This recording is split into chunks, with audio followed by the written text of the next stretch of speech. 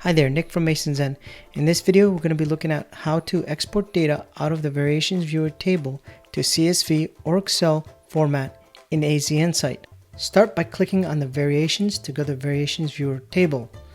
First thing to do is to tell AZInsight what data points you want to export out.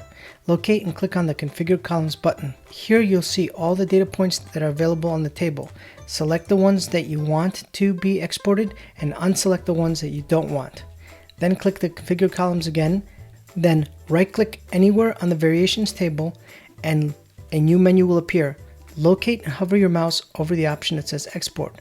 Here you can choose to export as CSV, as XLS, or XML. Once you click on one of these options, your browser will then download all the data and ask you where to save the file. You can then open up the file and you'll see the file contains all the data that you've selected to download. That's all for this video, but feel free to check out some of the other tutorials to learn even more about using AZInsight. And as always, if you have any questions, reach out to a customer champion at support.azinzen.com.